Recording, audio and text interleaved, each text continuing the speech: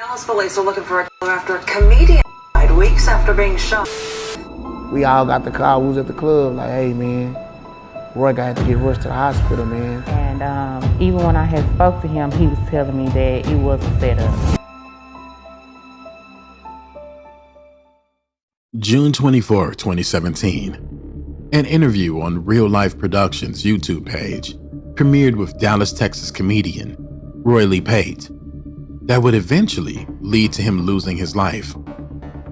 As the camera was locked on Roy Lee, who at the floor, he uttered the statement, "Come on, you from Oak Cliff, America, come F with us, till you come on up so we can rob you, cause you ain't really from over here, right?" Come on, ho, you from America, you from Oak Cliff, America, what up? Roy Lee was drawing reference to a particular rapper in question, who went by the name Marquis DeAndre Conway, also known as Yella Beezy. In the previous interview, Yella Beezy would have claimed he was from Oak Cliff.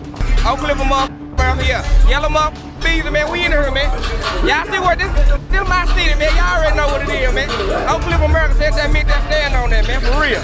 From Roy Lee's perspective, he wasn't simply going to let what he believed was a lie be told. But there was one other factor that influenced his decision to speak publicly, exposing Yella Beezy. There was a bit of a rift between Yella Beezy and another Dallas, Texas rapper by the name of Melvin Noble, also known as MO3. Now, MO3 and Roy Lee were like best friends. They had a brotherly bond, always joking around and supporting the other.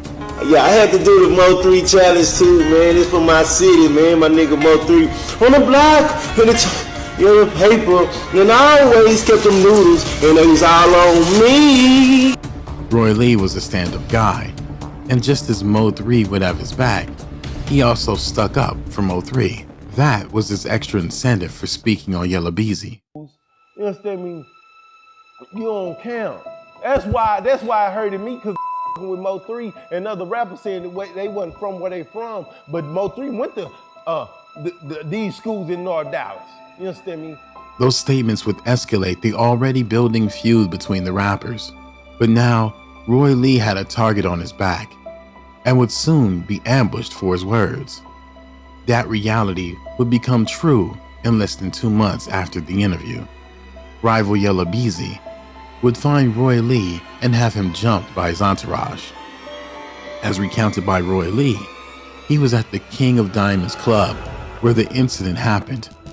Yella Beezy would swing with the punch, but luckily Roy Lee saw the incoming blow from the side of his eye and was able to dodge the impact.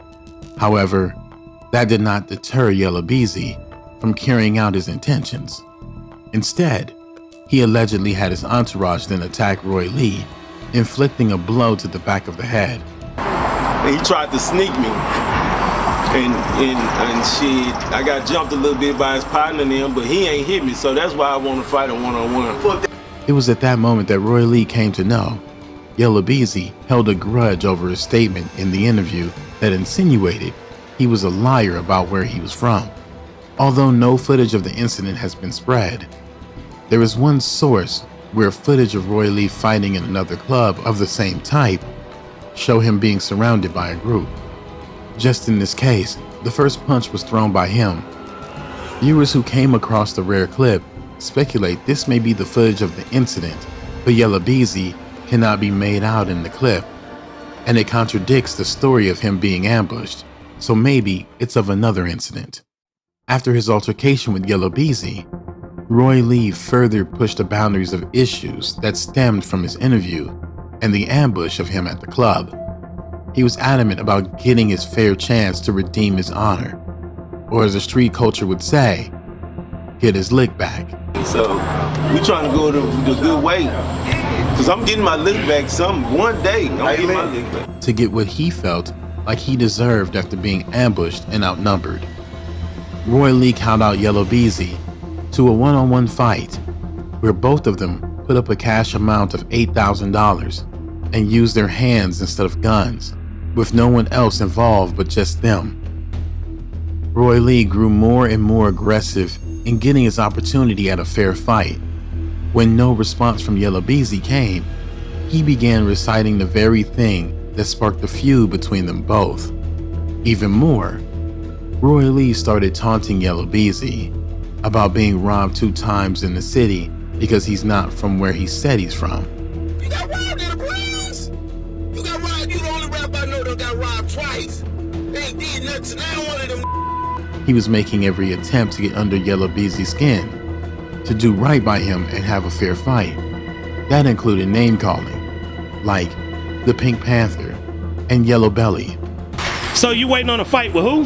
The Pink Man, Pink Panther, whatever y'all want to call him, man. The more Lee pushed, the more his rivals were behind the scenes plotting on taking his life.